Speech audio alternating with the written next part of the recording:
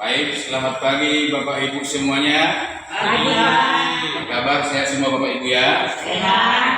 Baik, pertama-tama saya mengucapkan terima kasih atas waktu dari Bapak Kepala Sekolah yang dapat hadir pada hari ini. Begitu juga dengan rekan sejawat saya, para ibu guru yang sudah meluangkan waktunya untuk menghadiri acara diseminasi budaya positif bagi rekan saya, salah satu CDP Angkatan 9, Ibu Betty Sitohan. Nah, untuk itu, ada pun tertib acara yang akan kita tampilkan pada hari ini adalah yang pertama adalah doa pembuka yang dibawakan oleh Ibu Betty nanti, kemudian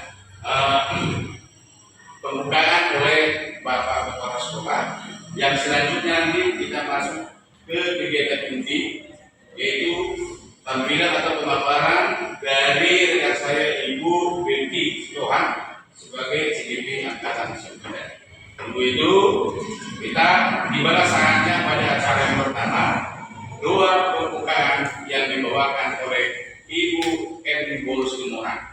Bagi Ibu M. Bolus Lumurang, saya persilakan dengan hormat. Bapak Ibu, marilah kita berdoa menurut agama dan kepercayaan kita masing-masing. Doa dimulai.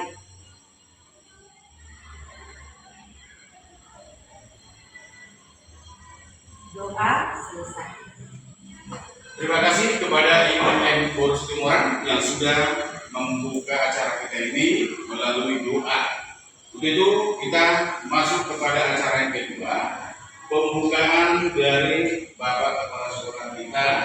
Untuk itu kepada Bapak Kepala Sekolah yang kita hormati, kami persilakan dengan hormat.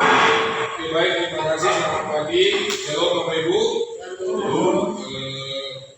Disyukuri kita ucapkan kepada Tuhan. Hari ini kita bertemu kembali dalam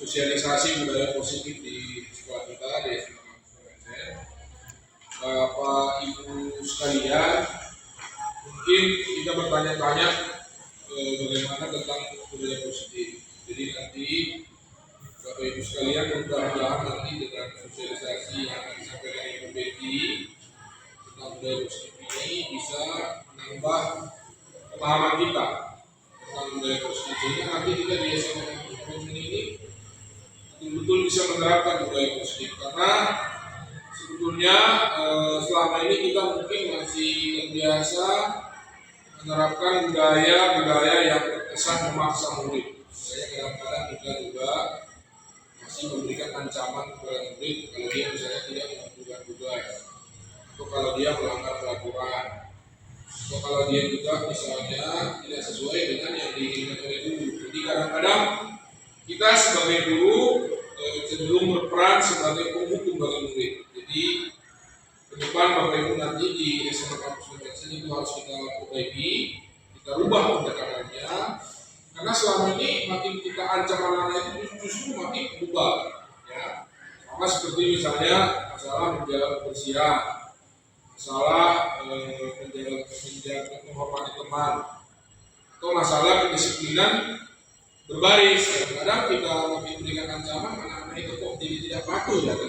Jadi mungkin nanti dengan budaya positif yang akan disampaikan oleh teman-teman dari guru penggerak dari UPT ini, Bapak Ibu, kita nanti harus berubah.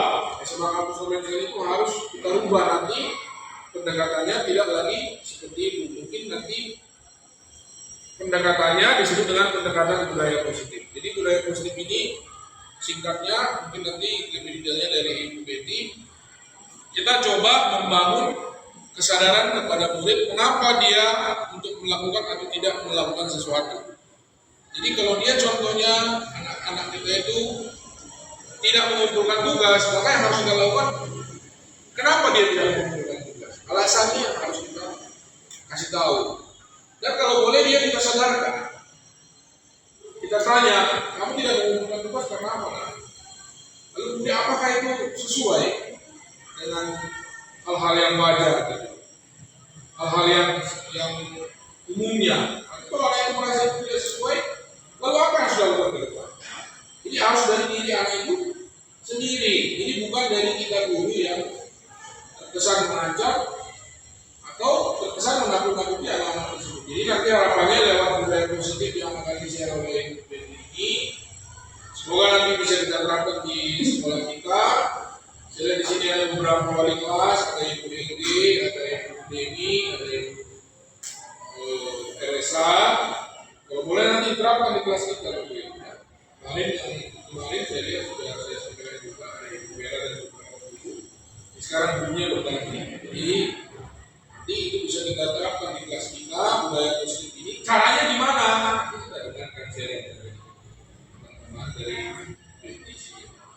Jadi saya pikir itu Bapak Ibu. Semoga sharing dari Ibu ini nanti berguna untuk kita semua, sehingga sekolah kita ini ke depan semakin baik, semakin nyaman, semakin menunjukkan suasana gembira di kelas. Karena sekarang sebetulnya tujuan pendidikan itu harus membuat anak-anak itu bahagia, gembira belajar. Jadi bukan belajar dengan terpaksa, belajar dengan tertekan. Jadi hal-hal semacam ini Bapak Ibu nanti harus kita hilangkan dari SMA Kampus Mindset, sehingga sekolah kita ke depan semakin baik, semakin asik, semakin dicintai oleh masyarakat. Karena anak-anak yang kita didik di sini juga gembira, jadi bisa lah mengkampanyekan sekolah ini. Jadi saya pikir itu pengantar dari saya. Terima kasih. Selamat bersosialisasi Ibu Betty. Sampai bertemu lagi. Itu aja yang bisa saya sampaikan. Terima kasih. Selamat pagi. Shalom. Shalom. Terima kasih kami ucapkan kepada Bapak Kepala Sekolah yang telah membuka acara diseminasi atau sosialisasi mengenai budaya positif pada pagi hari ini. Untuk itu Bapak Ibu, masuklah kita ke sesi yang ketiga, yaitu kegiatan inti pemaparan atau presentasi dari rekan sejawat saya, yaitu Ibu Betty Sitohang SPD sebagai JGP Angkatan 9. Beliau akan memaparkan mengenai diseminasi budaya positif. Untuk itu Bapak Ibu, mari kita dengarkan dan kita simak secara bersamaan. Kepada rekan saya Betty, saya sediakan dengan hormat.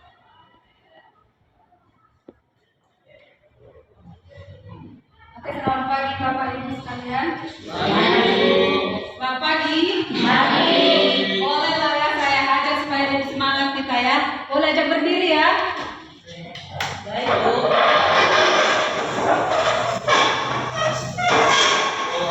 Oke, sebelumnya saya ucapkan terima kasih kepada sekolah atas waktu dan dukungannya kepada kami CGP yang berasal dari SMA Kampus ini.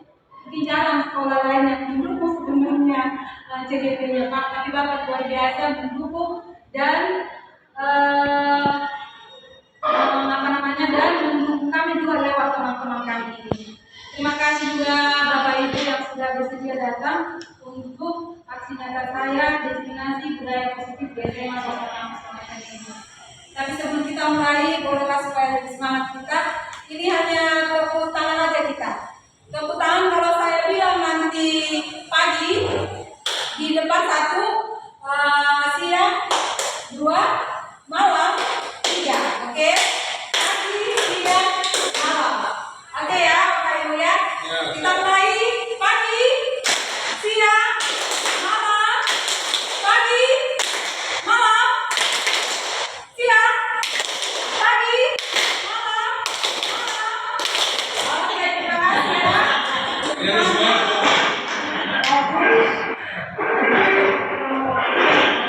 Oke, baiklah Bapak Ibu sekalian, hari ini saya akan membagi pengalaman atau diseminasi menyebarkan pengalaman dan penerapan pengalaman budaya positif di SMA Swasta Kampus Mindset yang kita cintai ini. Bapak Ibu sekalian, mungkin Bapak Ibu tahu kami ada CGP di sini ada 4 orang yang lebih kurang sudah 3 bulan kami mengikuti pembelajaran atau kegiatan calon guru penggerak. Pastinya ada pengalaman-pengalaman baru yang kami dapatkan, ada pemahaman-pemahaman baru yang bisa saja belum kita dengar atau sudah pernah kita dengar,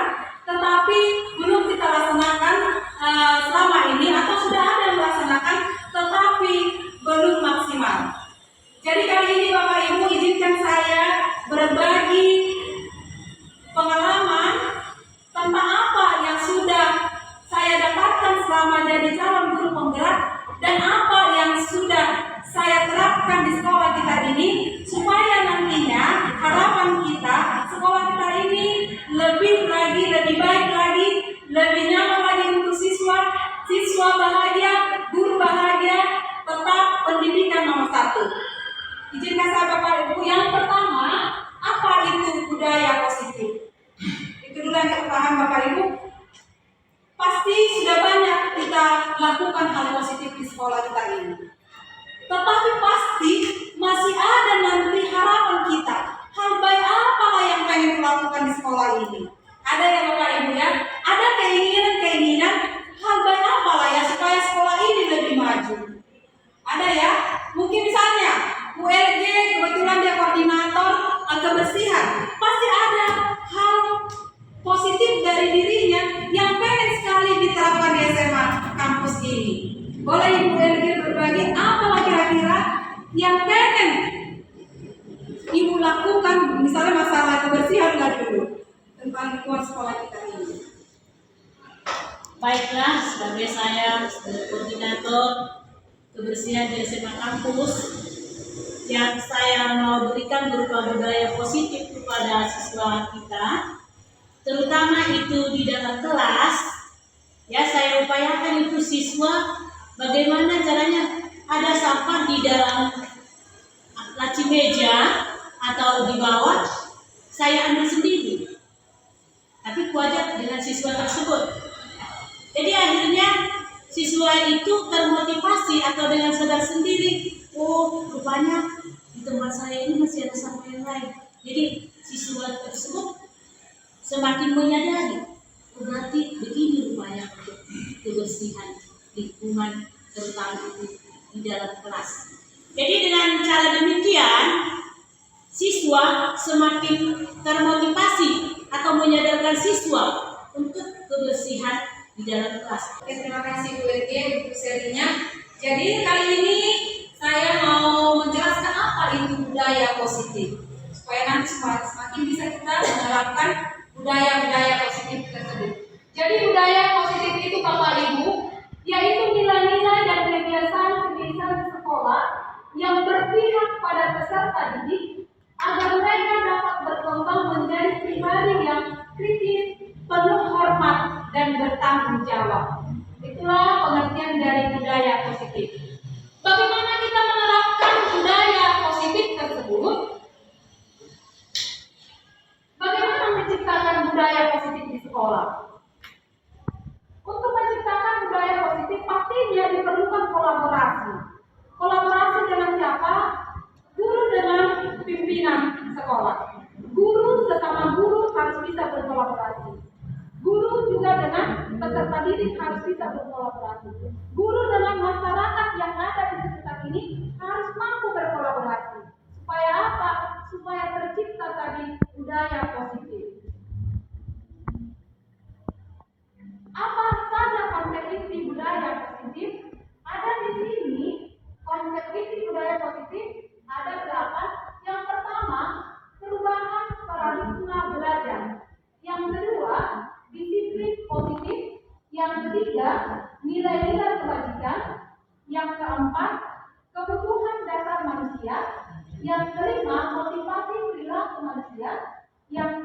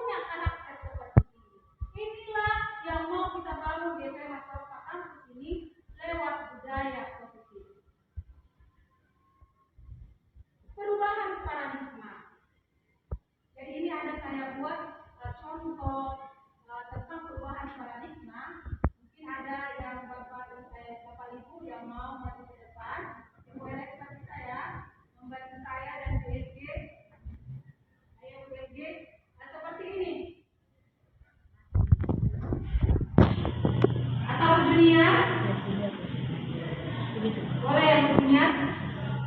Coba Bapak Junior ambil ke kertas ke teman-teman kita.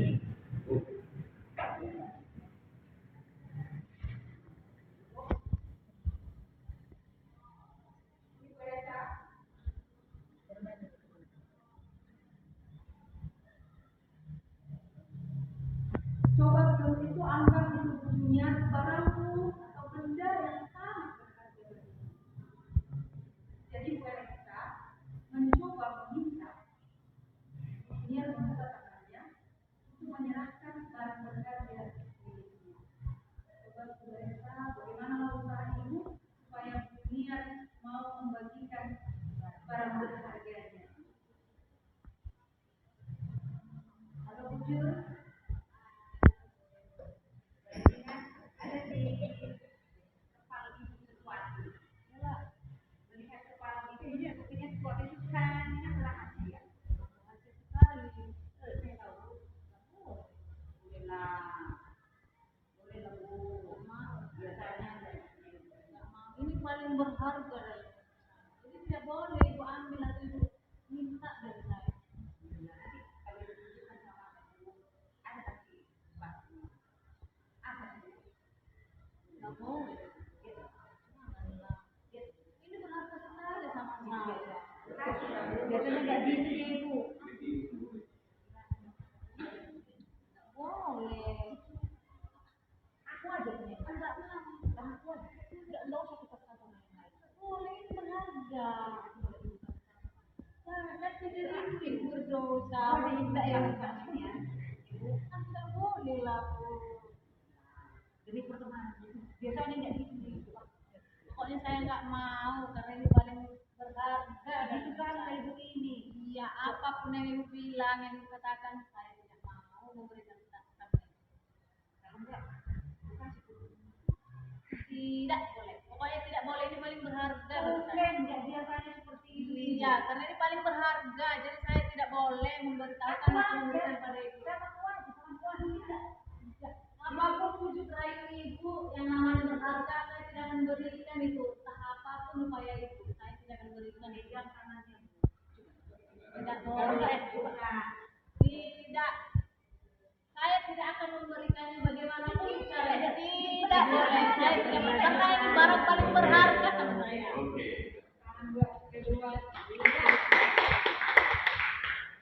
Apa yang terjadi Bapak Ibu? Bu Junior tidak mau membuka kepala tangannya. Pertanyaan saya,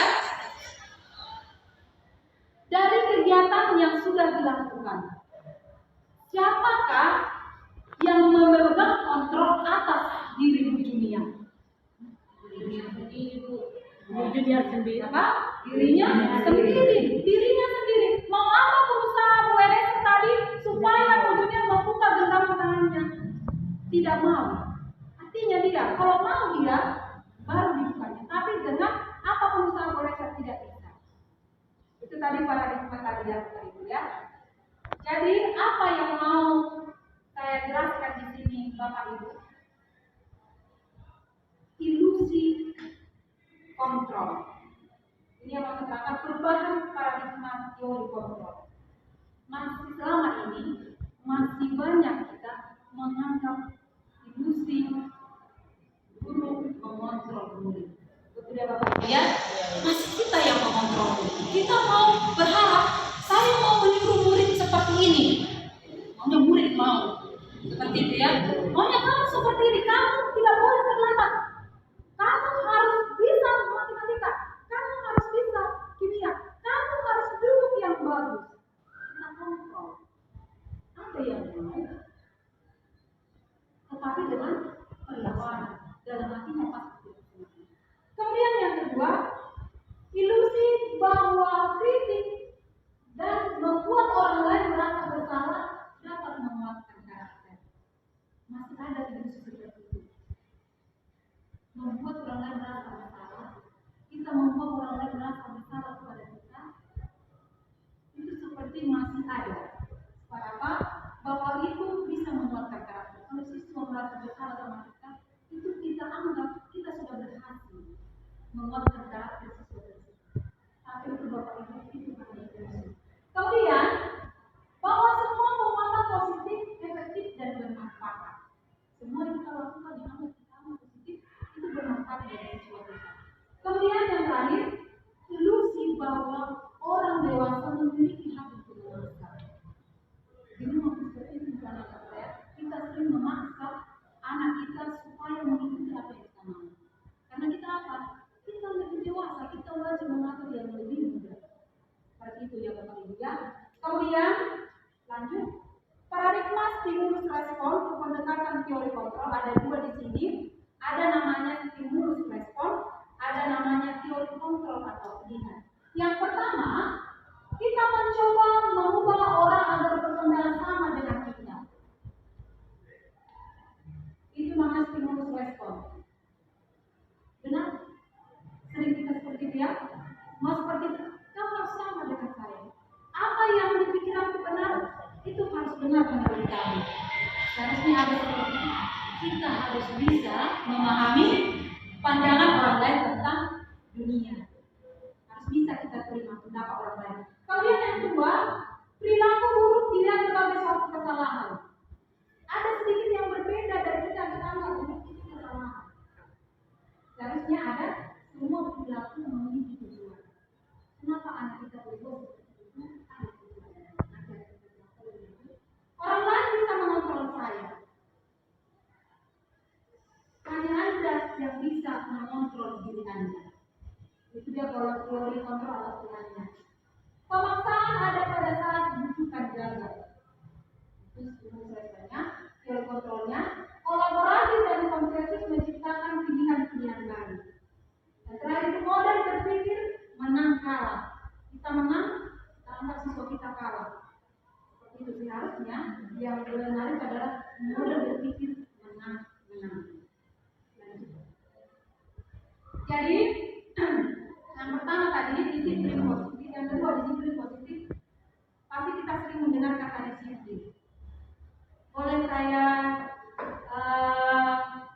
menanya Bapak Ibu, kalau kita dengar kata disiplin, kira-kira apa yang kita tahu dari disiplin? Makna disiplin. Boleh saya jawab? Boleh. Yang pengetahuan saya atas saya bahwa yang namanya disiplin itu adalah kepatuhan kita terhadap tata tertib atau peraturan dengan kesadaran sendiri tanpa ada paksaan dari orang lain. Disiplin. Oke, tepuk tangan buat Bu Elsa. Ada lagi yang mau kasih pendapatnya? Kalau dibilang disiplin berarti patuh. Ada nggak? Di dalam diri seseorang itu ada rasa tanggung jawab terhadap apa yang dilakukannya. Kemudian tanggung jawab. Oke, terima kasih Bu. Tanggung jawab. Ada nggak kita merasa kita disiplin, kita datang ke sekolah ini karena ada sesuatu, karena ada perasaan takut, atau karena ada sesuatu yang diharapkan? Pernah nggak kita melakukan disiplin kita di waktu, tapi karena ada sesuatu? Ada Bapak Ibu? Ada? Ada nggak menurutnya anak-anak seperti itu? Datang tepat waktu, mengerjakan PR tepat waktu, semua dia bisa, misalnya upacara bendera, mengkatribnya semua. Tapi dia disiplin, tapi karena ada ketakutan. Ada? Masih ada nggak kita jumpai anak-anak yang seperti itu? Pasti ada ya. Karena apa? Dia memakai seragam lengkap karena takut tidak dihukum. Berarti sudah dari dirinya. Coba kita lihat pengertian disiplin. Jadi disiplin berarti berasal dari bahasa Latin artinya belajar. Disiplin ini membawa orang menggali potensinya menuju tujuan apa yang dihargai. Namun dalam budaya kita, kata disiplin ini bisa sudah ada yang berubah. Sesuatu yang dilakukan seseorang pada orang lain untuk mendapatkan kepatuhan. Jadi kecenderungan umum disiplin jadi sering diibaratkan mungkin tidak nyaman. Ada anak-anak yang merasa disiplin itu jadi tidak nyaman. Karena apa? Sudah ada kepaksaan. Bukan dengan apa yang kita hargai.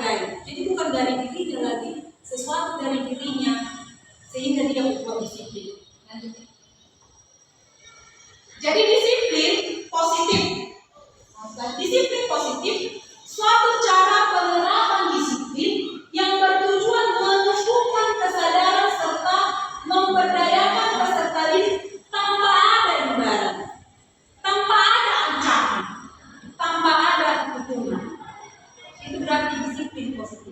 Anak-anak berbuat seperti itu memang sudah dari hatinya.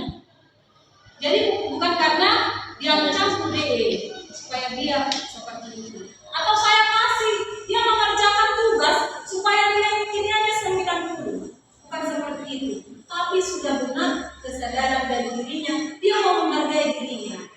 Saat dia mengerjakan seperti itu, dia merasa dirinya berharga sama diri sendiri. Betul-betul nanti dengan orang lain. Yang selanjutnya, yang mendukung film budaya positif, nilai-nilai kebajikan. Pasti kita sering melakukan kebajikan di sekolah ini. Banyak yang Bapak Ibu yang sudah kita lakukan ya. Jadi apa itu nilai kebajikan? Sifat positif manusia yang merupakan tujuan mulia yang ingin dicapai setiap individu. Nilai kebajikan kita sudah tanamkan kepada siswa kita bagaimana supaya dia bisa menjalankan ajaran agamanya, bagaimana supaya mampu mandiri, supaya kreatif sesuai dengan apa tujuannya. Nilai-nilai kebajikan yang ingin dicapai setiap anak Indonesia sesuai dengan profil belajar Pancasila yang sudah tadi kita sebutkan: beriman dan bertakwa, mandiri, bernalar kritis, mampu, bergotong royong, berkebinekaan global, dan kreatif. Itulah nanti yang kita harapkan hasil dari anak-anak didik kita sekarang. Selanjutnya, kebutuhan dasar manusia. Kebutuhan dasar manusia adalah segala sesuatu yang kita lakukan untuk mendapat apa yang kita inginkan. Pasti setiap manusia punya kebutuhannya. Saya tadi supaya bisa presentasi, saya membutuhkan laptop. Saya membutuhkan kerjasama dengan Bapak Ibu sekalian. Supaya apa? Supaya saya bisa melanjutkan aktivitas saya. Jadi secara umum nanti kebutuhan dasar manusia ada 5. Yang pertama, setiap manusia membutuhkan bertahan hidup, ya kan? Kebutuhan untuk bertahan hidup. Bagaimana manusia untuk bertahan hidup? Pasti ada sesuatu yang dilakukannya. Contoh kebutuhan bertahan hidup itu Bapak Ibu kebutuhan pokok kita, makanan, minuman, sandang, itu kebutuhan bertahan hidup. Kemudian yang kedua, kita pasti punya membutuhkan kasih sayang. Itu ya Bapak Ibu ya. Siswa kita juga seperti itu. Kasih sayang seperti apa? Bisa diterima, diberikan. Itu kalau kasih sayang. Kemudian kesenangan. Kita butuh, ada nggak dari diri kita pasti pengen sekali suatu saat aku butuh senang. Aku pengen seperti ini. Aku pengen liburan lah supaya mengurangi bebanku. Aku butuh refreshing lah. Ada ya kesenangan. Kemudian kita juga membutuhkan kebebasan. Kebebasan itu seperti saya ingin mandiri untuk memilih sesuatu, bebas memilih sesuatu, itu kebebasan. Kemudian yang terakhir, penguasaan. Kita juga pasti ingin berkuasa atas sesuatu. Pasti ada dalam diri kita ini, misalnya harga diri, keinginan untuk dianggap, kemudian keinginan untuk memimpin kelompok tertentu atau apapun itu. Pasti ada dalam diri kita, sebagai manusia pasti ada itu. Bagaimana kita memenuhi kebutuhan itu yang penting kita lihat. Jadi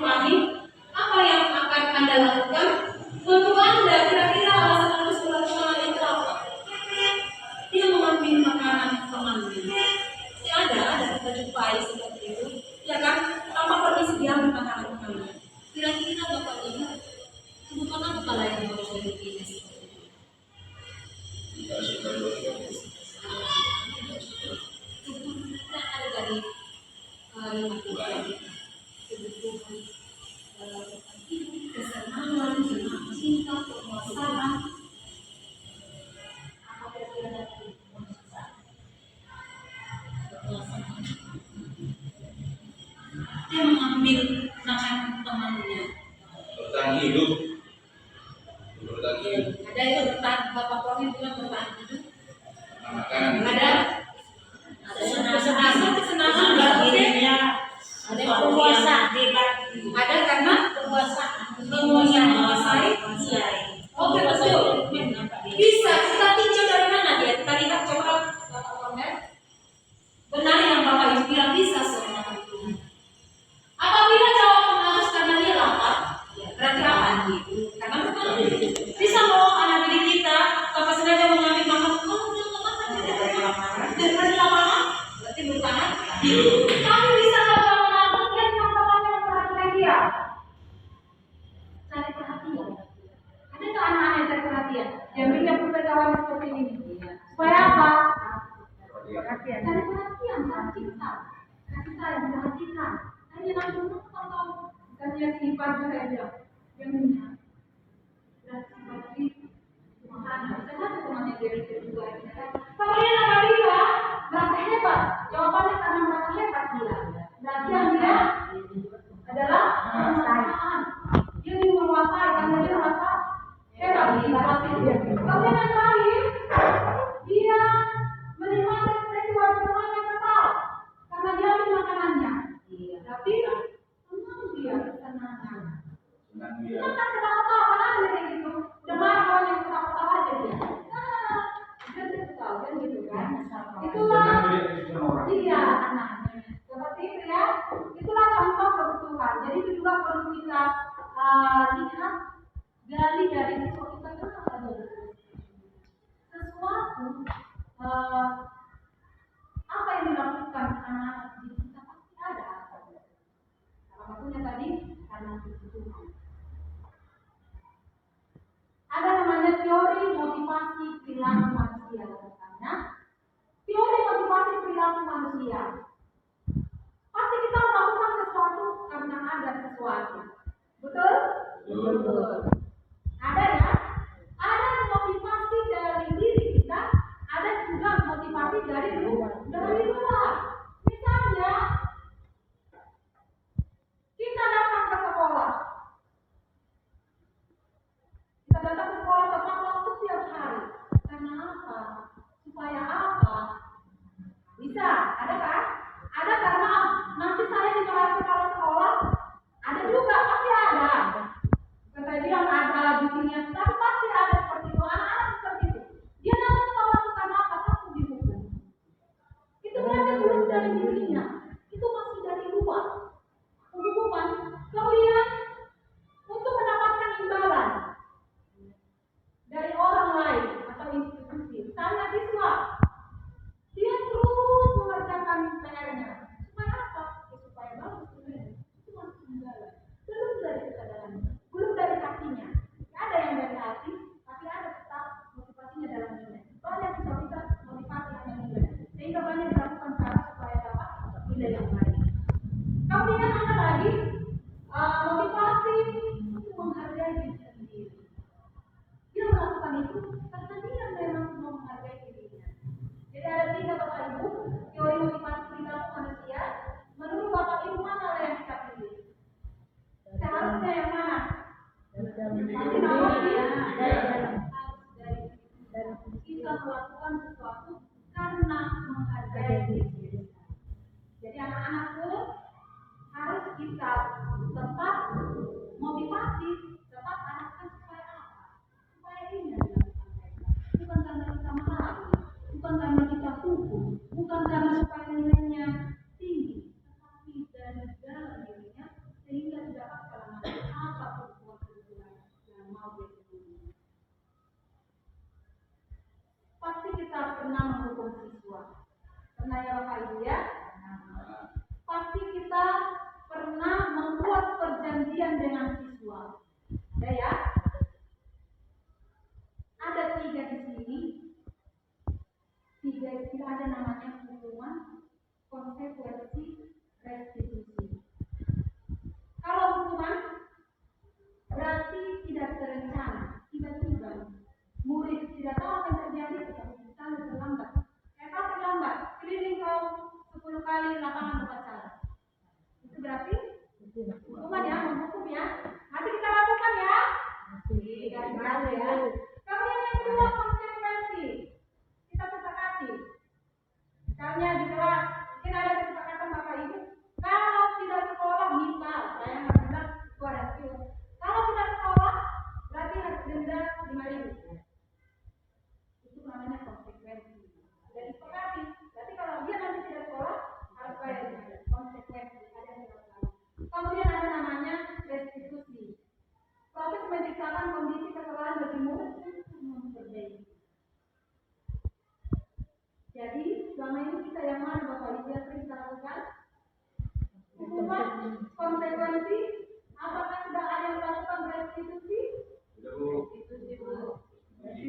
sudah ada ya.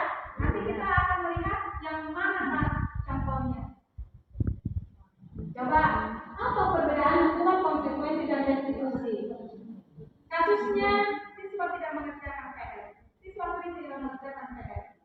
Berarti kalau misalnya saya mau tanya dulu, boleh lah ya berbagi ya. Kalau Bu Lasmi, kalau tidak mengerjakan PR, kira-kira apalah yang Ibu lakukan? Saya menanyakan pertama-tama itu saya menstabilkan identitasnya dulu karena kebetulan saya sudah mengikuti CGP.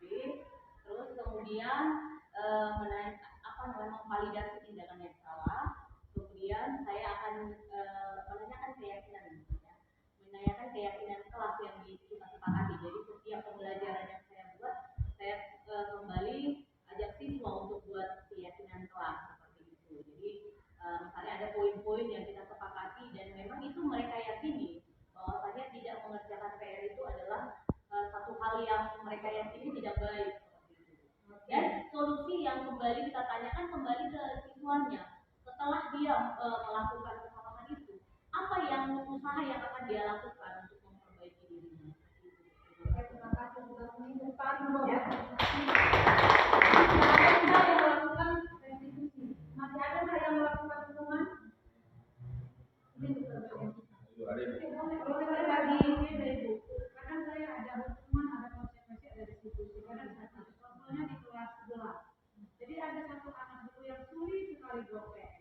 Jadi dia tidak benar. Aku kadang membuat dia itu kalau dia keluar dia duduk dekat pintu. Kan ada tempat kita kan. Di situlah dia mendengarkan. Baru setelah saya pelajari ternyata ini kalau gini-gini terus dia akan bikin PR begitu. Akhirnya saya minta satu kelas, satu kawan dia ketika saya sedang menerangkan ya, satu teman dia yang memang oke untuk meneraji atau apa bersama dengan yang tidak bikin PR. Jadi duduk bersama mereka di dekat saya. Saya bilang sama yang kawan itu edukator, saya bilang saya percaya ketika saya menerangkan pun nggak kau dengar begitu, kau pasti paham karena kau bisa cepat. Akhirnya dia bersama dengan yang tidak bikin PR ini, ya kan? Dia di situ, jadi dia akan membantu kawannya. Akhirnya selesai dengan bangga. Anak yang tidak bikin PR langsung berdiri, dia selesai kan? Bisa nulis, terus saya kasih semangat sama dia, ya sudah selesai. Dan sekarang ketika ada PR dia udah bikin PR, mungkin dia saya nggak tahu karena kawannya tadi ya dengan membantu atau mungkin karena sesuatu yang sudah dilakukan itu, nanti dia sekarang ketika ada PR dia begitu. Terima kasih teman kita yang telah. Jadi kalau kita tipenya yang hukuman, kalau siswa tidak mengerjakan PR, bisa saja dulu murid dengan berdiri 15 menit di depannya, dan tidak mengerjakan PR masuk ke depan. Kita dudukkan tidak ada ya, masih ada. Bisa saja kita keluarkan, ya kan? Yang kedua konsekuensi. Kalau konsekuensinya apa? Konsekuensinya, kalau kau tidak mengerjakan PR, kau harus mencatat konsekuensi dalam. Itu konsekuensi, ada yang dilakukan. Kemudian kalau restitusi, berarti kita tanyakan. Keyakinan kelas mana yang sudah dia raih? Apa yang harus dia berbuat? Dia sendiri yang membuatnya. Menyatakan apa yang harus diperbuatnya. Jadi apa hasilnya? Siswa kita pasti dari terbuka kepada kita.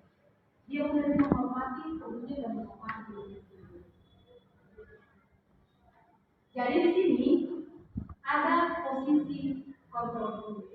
Ada 5 posisi kontrol dulu. Ada nanti posisi kontrol dulu. Kemudian ada pembuat dan pembuat sebagai teman, pemantau dan manajer. Ayo Bapak Ibu, mana tahu sudah pernah dengan ini? Kira-kira saat siswa kita bermasalah, yang mana sering kita lakukan? Apakah pernah kita sebagai penghukum? Nah, pernahkah kita membuat siswa kita merasa bersalah kepada kita? Pernah. Pernahkah kita buat dia seperti teman? Pernah. Kita memantau? Pernah. Adakah kita membuat kita sebagai manajer? Nanti apa yang manajer? Mungkin ini kita yang kita adalah manajer, ya kan? Kalau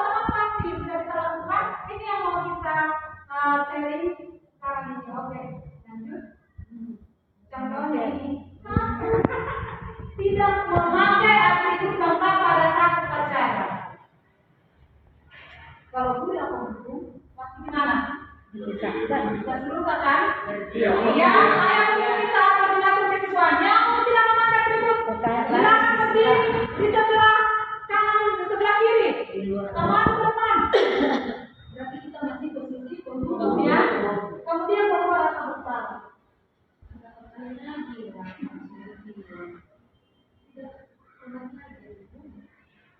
Kalau seperti itu, kita bisa sama siswa kita kecil.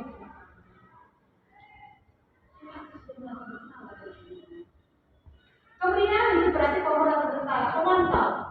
Kamu sudah melanggar aturan. Apa konsekuensinya? Memantau. Kemudian sebagai teman, ayolah buat kali ini bangun gerak. Kali ini tidak apa-apa. Itu sebagai teman, dekat kita kan? Kemudian kalau manajer, kamu tahu nggak mengapa kesalahan kamu? Kemudian kira-kira apa kalau yang kamu lakukannya nak? Beda ya, beda yang mana kita?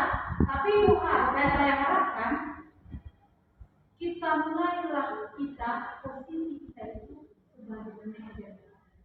Kalau siswa tidak memakai atribut, ayo kita tanyakan mengapa? Pasti setiap anak melakukan kesalahan pasti ada alasan. Bagaimana mengatasinya?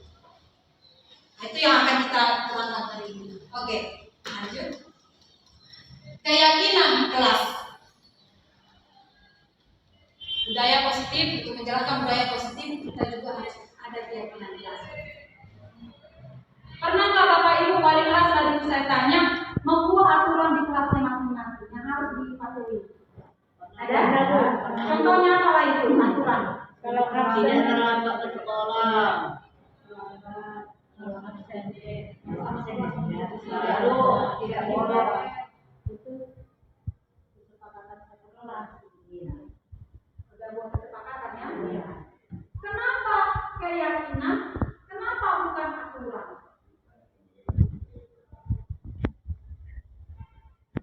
Ya, seperti gue tadi, saya dengar sudah membuat kesepakatan kelas yang disebut ya. Coba boleh kita sharing ya, biar yang juga tahu. Kira-kira kesepakatan apa yang dibuat dengan siswa-siswa ini? Terima kasih Bu.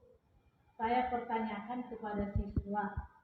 Yang sasarannya nanti istilahnya biar siswa itu jangan lagi absen-absen di kelas. Gimana kepada kelas 11-4?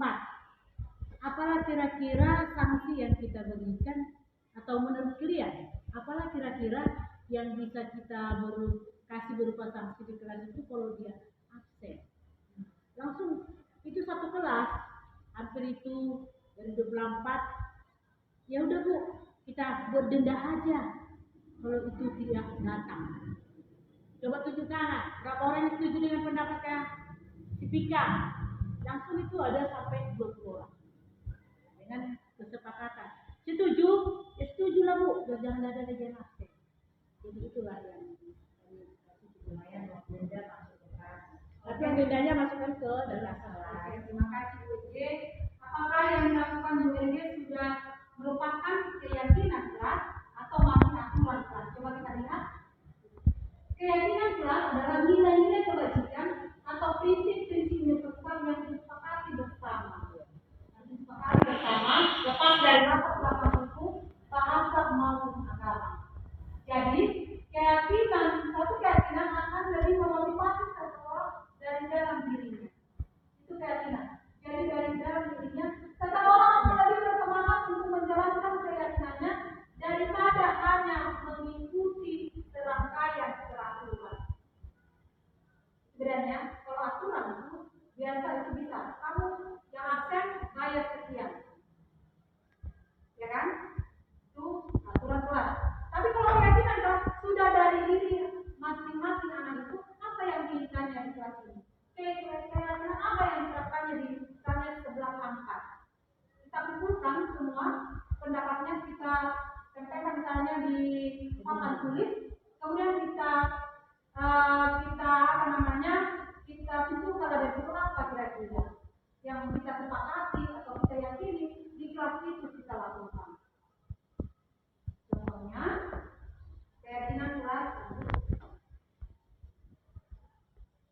Jadi keyakinan keras itu bersifat abstrak daripada peraturan yang lebih rinci, dan konkret. Peraturan kan lebih rinci dia seperti tadi. Tidak datang bayar kembali. Itu peraturannya. Kemudian kalau keyakinan keras berupa pernyataan yang universal. Keyakinan senantiasa dibuat dalam bentuk positif. Jadi jangan ada kata jangan, tidak, tidak. Itu negatif, tapi lebih ke kata positif. Disiplin, tidak terlambat datang ke kelas, masuk kelas. Itu sudah ada, ya kan? Tidak terlambat, boleh disiplin dalam waktu. Itu kalau keyakinan keras. Boleh. Tidak, jangan terlambat mengumpulkan tugas. Itu masih ke negatif. Boleh. Disiplin dalam mengumpulkan tugas. Boleh mandiri. Seperti itu. Kemudian semua warga kelas sebenarnya ikut berkontribusi dalam membuat keyakinan kelas dewasa kita seperti yang saya katakan. Harus semua aktif, harus semua terlibat. Jangan ada merasa dirugikan atau tidak terlibat sama sekali. Kemudian kalau sudah berjalan beberapa bulan, misalnya sebulan, ditinjau teman. Apakah keyakinan kelas itu sudah dijalankan? Apakah ada yang perlu diperbaiki dan apa yang perlu ditinjau? Seperti itu. Jadi di kelas-kelas sama-sama ini boleh nanti kita buat, apalagi keluar di kelas. Mas rumah kan juga bisa, saya dulu bisa bikin apa keyakinan kelas belajar dunia, misalnya disiplin dalam waktu. Itu boleh, disiplin dalam pengerjaan tugas. Jadi nanti silakan Bapak Ibu berkolaborasi dengan siswa Bapak Ibu sekalian membuat keyakinan kelas apa. Baru saya tahu di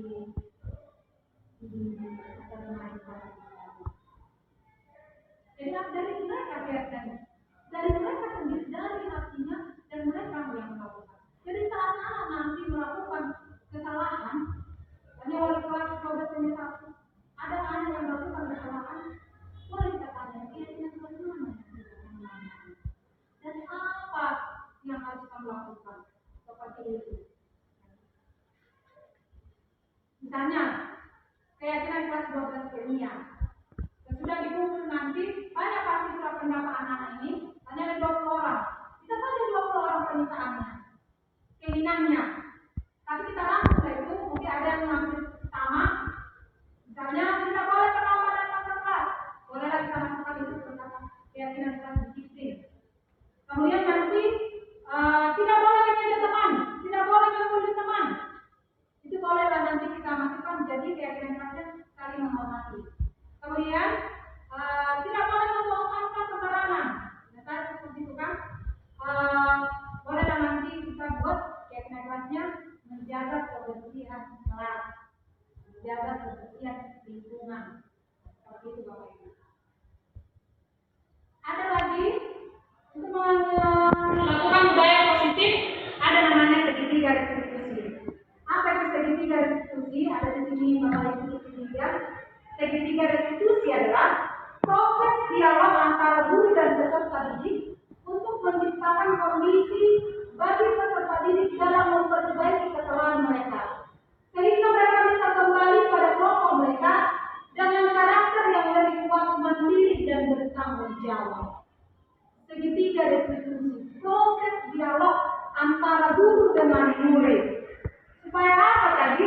Supaya saat siswa melakukan kesalahan, kita buat nanti penyelesaiannya dengan segitiga restitusi. Mereka kembali ke kelas mereka dengan apa? Dengan karakter yang lebih kuat, lebih percaya diri, lebih bertanggung jawab. Jadi akan ada 3 tahapan segitiga restitusi. Yang pertama ada menstabilkan identitas, kemudian validasi tindakan yang salah, kemudian yang ketiga menanyakan keyakinan. Contohnya apa ini Bapak Ibu? Menstabilkan identitas. Misalnya saat seorang anak membuat kesalahan, pasti anak-anak kita yang melakukan kesalahan, misalnya terlambat lah, tidak mengerjakan PR lah, bisa saja mengganggu temannya lah. Ada ya, pasti ada kasus-kasus ini. Bagaimanakah sebenarnya membangun budaya positif dengan melakukan segitiga restitusi? Ada dari 3 tahap Bapak Ibu, kita stabilkan dulu identitasnya. Misalnya kasusnya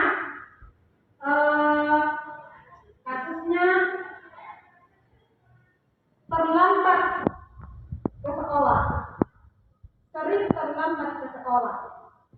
Sudah kasusnya. Misalnya apa yang kita buat yang pertama? Kita panggil siswa kita. Biasakan Bapak Ibu kalau ada hukuman kepada siswa atau ada kesalahan siswa, usahakan tidak menghukum siswa di depan temannya. Itu yang harus kita udayakan juga. Janganlah saat siswa melakukan kesalahan kita bentak-bentak di depan temannya. Kemungkinan boleh kita ubah, boleh kita panggil ke ruangan kita, boleh kita panggil ke diri kalau anak melakukan kesalahan.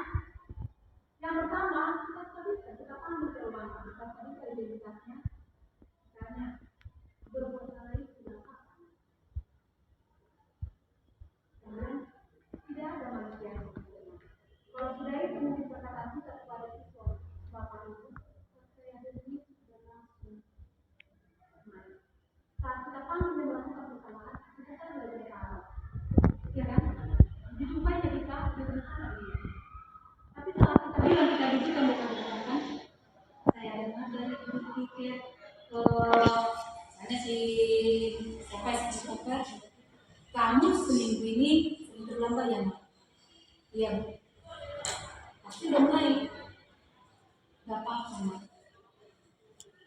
Saya juga pernah melakukan kesalahan. Berbuat salah itu tidak apa-apa. Sudah mulai naik, sudah mulai dia mungkin bisa naik. Yang tadi ini sudah buku ini. Kemudian setelah waktu itu sudah kita katakan itu, yang kedua, validasi tindakan yang salah. Kita validasi tindakan yang salah. Kamu pasti punya alasan melakukan hal seperti itu. Kamu pasti punya alasan kenapa dilakukan, ya kan? Sesudah itu, oh ya, karena gini Bu, mobil di jalan di kampung kami rusak. Jadi dalam seminggu ini saya terlambat beberapa kali karena rusaknya mobil dan rusaknya jalan di kampung kami. Sesudah itu, sudah tahu kita alasannya. Kita tanya kalau keyakinan kelas mana yang sudah dilakukan ini. Apa? Menurutmu, responnya keyakinan kelas mana yang sudah kamu lakukan? Tadi kan sudah dibuat keyakinan kelas ya, hanya disiplin. Oh iya Bu, disiplin. Saya tidak disiplin dalam waktu. Baru apa lagi sesudah itu sudah tahu kita keyakinan kelas. Kalau begitu, apa laki-laki bisa saya lakukan? Apalagi lakukannya pasti ada. Jadi saya harus lebih cepat bangun. Supaya apa? Supaya lebih cepat dia berangkat. Nah, seperti itu ya Bapak Ibu ya. Jadi mudah-mudahan nanti hal ini kita mulailah pelan-pelan Bapak Ibu. Lanjut. Contoh penerapan segitiga restitusi. Saya buat Kalista suatu hari setelah pelajaran kimia bertengkar dengan Samson dan Kalista mengucapkan bahasa-bahasa yang kurang baik kepada Samson dan mendobrak bijanya. Kan kita melakukan kesalahan sama-sama. Kita gali, saya panggil ke ruangan. Kita lakukanlah segitiga restitusi untuk melihat permasalahan ini. Bagaimana caranya? Yang pertama sekali kan ada tadi 3 tahap setelah yang tahap yang pertama mencari identitas. Saya panggil sekali kita keluar saya. Tadi saya dengar dari ketua kelas, kita kamu bertengkar dengan kamu. Iya. Tidak apa-apa. Manusia.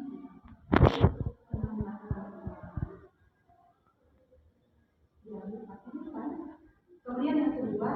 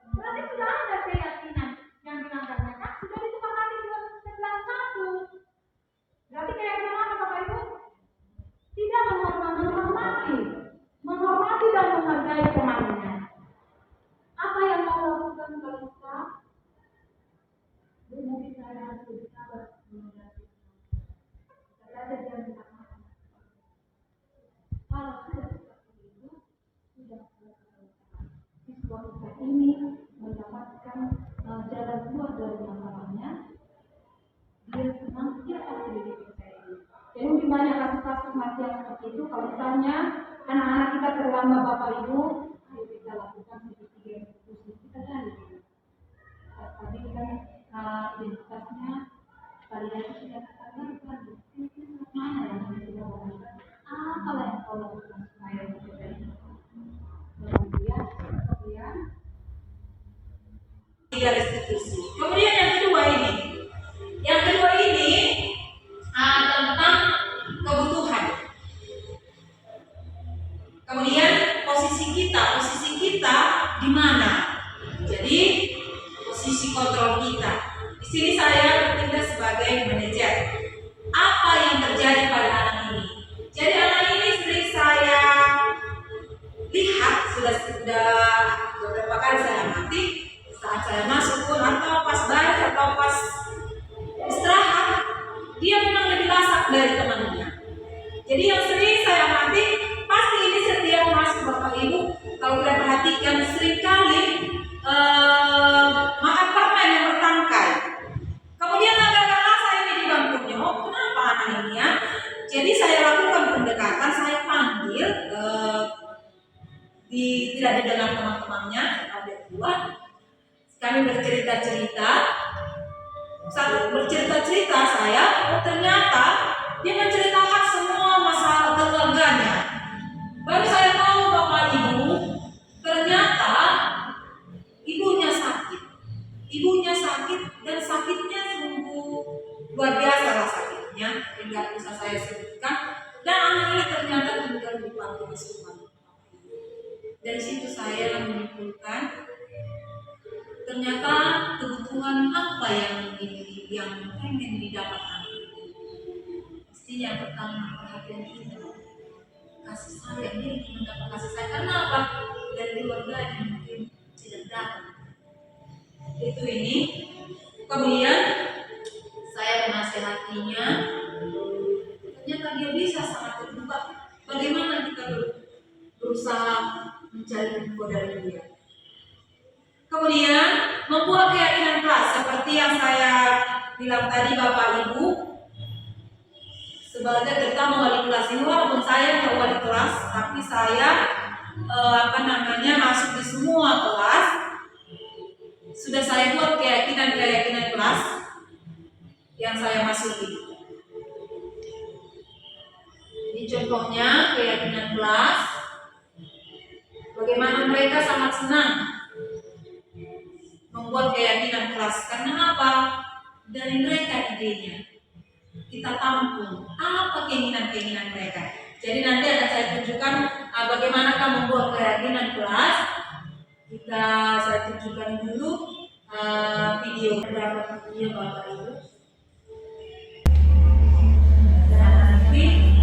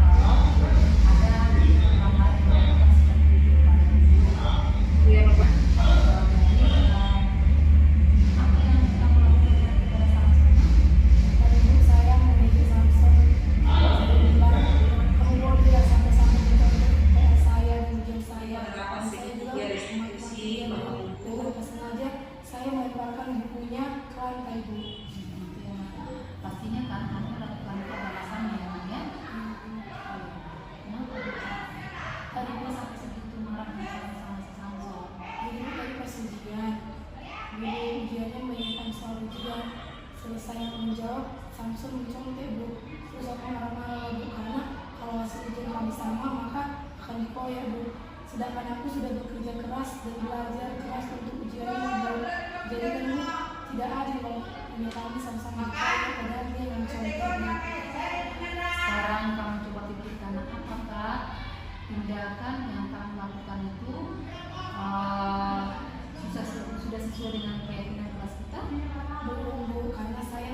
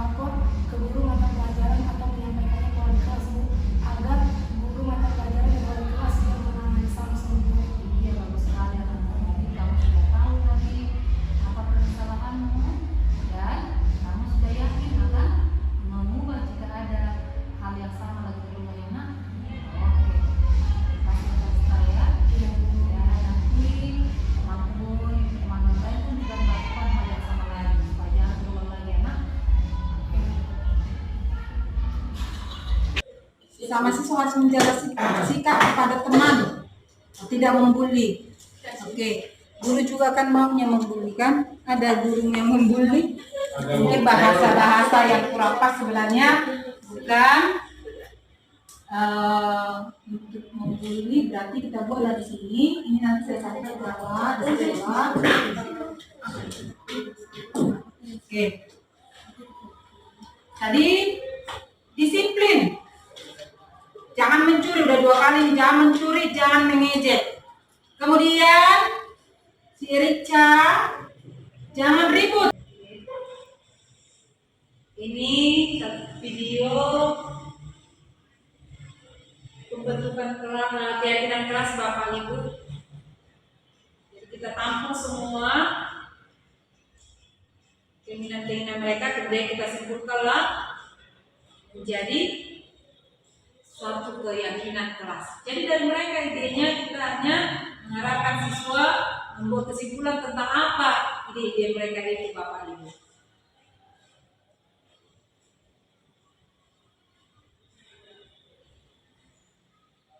Seperti itu ya Bapak Ibu ya, kita buatlah nanti jadi sebuah kesimpulan.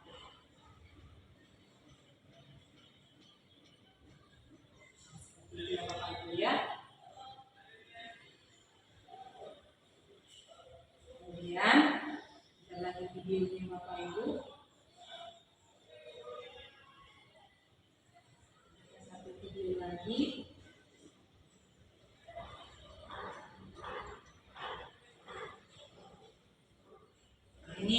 Ini juga merupakan contoh penerapan budaya positif Bapak Ibu. Kita sapa siswa kita saat masuk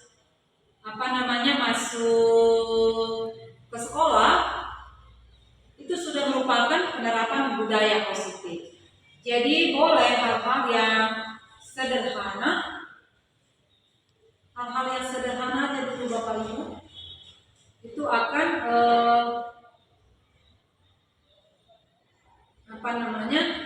akan membentuk budaya-budaya positif. Demikianlah Bapak Ibu beberapa aksi nyata. Sebenarnya masih tidak banyak. Kita harus sudah banyak yang melakukan hal-hal positif pasti di sekolah ini. Itulah Bapak Ibu yang bisa saya jelaskan hari ini. Jadi mungkin di kelas ini berbagi pengalaman. Aksi nyata saya sudah banyak yang saya lakukan dari budaya-budaya positif tadi.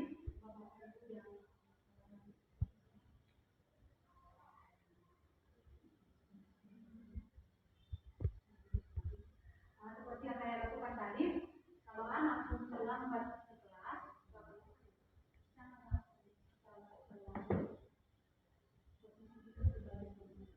sebagai alat dari Bapak Ibu kalau bisa, bagiannya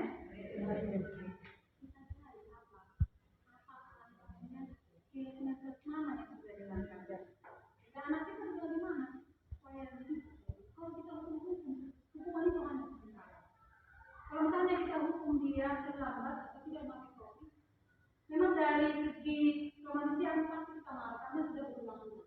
Tapi coba kalau kita misalnya ada anak yang terus itu saja sudah dihukum tetap dilakukan, ada ya, ada saya lihat.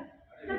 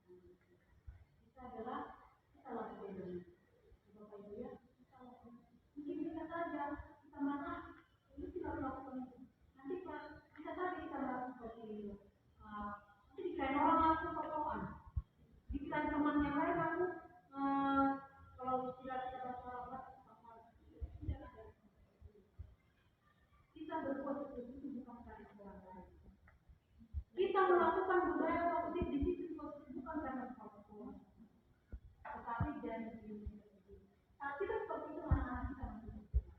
Biarkan mereka berbuat sesuatu, melakukan tindakan sesuatu karena dari diri dengan dukungan kita, sehingga nanti terwujudlah pendidikan untuk remaja dewasa. Kita ini hanya sebagai petani. Kita anggap kita ini sebagai petani. Sebagai petani, anak-anak itu sebagai buku. Pilih tanah yang tepat. Kalau kita tanam jagung, tidak mungkin tumbuh. Anak-anak itu seperti itu juga aktif Bapak Ibu. Ada bakatnya, sudah ada minatnya. Kita tinggal seperti petani tadi, kita rawat, kita siram. Anak-anak seperti itu kita tuntut dia untuk menggali potensi yang ada pada diri. Demikianlah Bapak Ibu yang bisa saya sampaikan. Mari kita akan bisa bangun budaya positif kita di sekolah ini seperti yang saya jelaskan tadi adalah mencari prosesnya. Ayo yang mana duluan? Mungkin secara drastis tidak mungkin bisa ditanya yang mana dulu. Mungkin dengan dukungan kita kepada siswa, mungkin yang wali kelas, ayo silakan Bapak Ibu buat keyakinannya, ya kan? Kalau ada siswa bermasalah, ayo kita lakukan nanti pendekatan dengan ketiga institusi. Demikianlah Bapak Ibu dari diskriminasi atau aksi nyata yang saya lakukan. Kira-kira saya termasuk refleksi perasaan saya saat ini bagaimana. Setelah mengikuti materi pembahasan pada hari ini, saya jadi paham apa boleh nanti berbagi apa yang akan saya lakukan selanjutnya. Boleh ya Bapak Ibu ya kita ya tiba-tiba ya boleh lah ya. Mulai yang pertama boleh lah yang berikut. Bagaimana? Baiklah, terima kasih Pak Ibu buat kita semua. Setelah mendengarkan penjelasan mengikuti apa yang dijabarkan tadi, yang pertama perasaan saya saat ini lebih lega karena ternyata masih harus lebih banyak lagi yang saya lakukan, saya rubah. Memang kurikulum merdeka ini sangat menarik dan itu cukup menjadi tantangan buat saya bahwa saya seorang guru itu bukan saya segala-galanya, tetapi bagaimana anak didik saya itu lebih nyaman dan banyak hal-hal yang perlu saya lakukan. Itu perasaan saya. Yang kedua, setelah mengikuti diskriminasi pada saat ini, saya jadi memang lebih paham lah, lebih tahu. Sama seperti nomor 1 tadi, ada hal-hal yang memang saya lakukan supaya budaya positif itu memang secepatnya saya lakukan.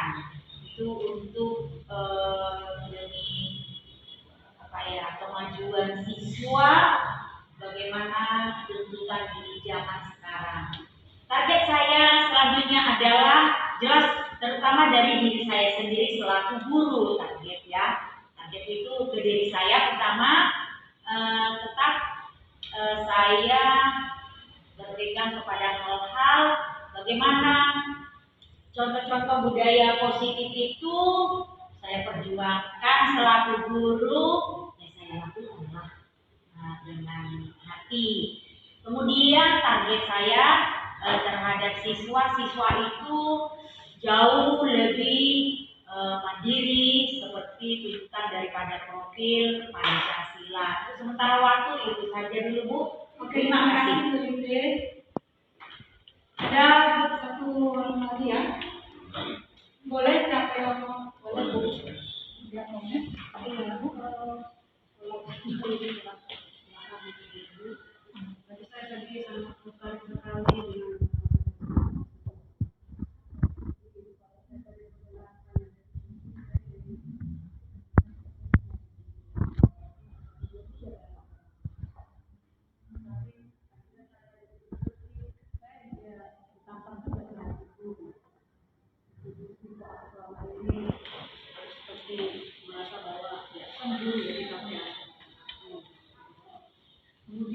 setelah mengikuti materi ini, saya jadi paham bahwa restitusi itu ternyata memang benar-benar harus dikerjakan.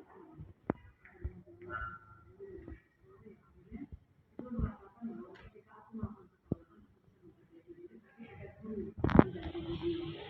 Kemudian target saya selanjutnya adalah ya saya seperti hati saya bicara seperti aku coba dulu. Walaupun saya tahu pastinya banyak tantangan karena tadi kan banyak ingin di situ. Memang saya tidak tahu pakai kata-kata jangan memang udah saya hindari. Tapi tidak ini belum ya. Tidak ini masih ada kadang itu. Kata merasa bersalah seringkali saya buat saya merasa bersalah. Misalnya masa kamu nggak ingat sama orang tua kamu, akhirnya saya ini merasa bersalah jadi ya, kamu mengecewakan ibu, memperlakukan ibu. Jadi selanjutnya saya juga untuk saya sangat tertarik dengan restitusi. Terima kasih Bu Diakonia. Oke, demikianlah pertemuan kita Bapak Ibu. Terima kasih untuk waktunya. Dan apa yang saya jelaskan hari ini dapat kita lakukan di sekolah kita ini. Kita buat sekolah kita ini jadi berbudaya positif dengan hal positif yang kita lakukan. Terima kasih. Selamat siang. Ya.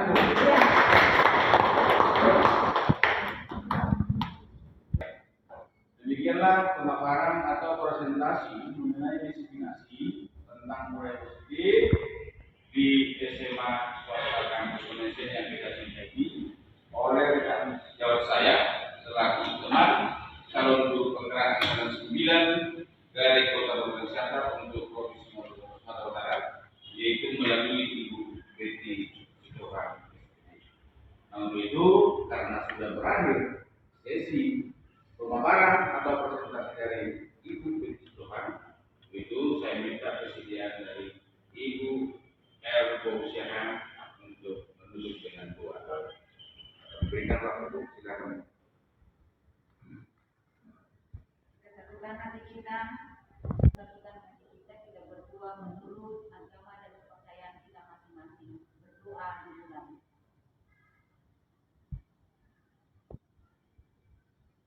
Berdoa selesai.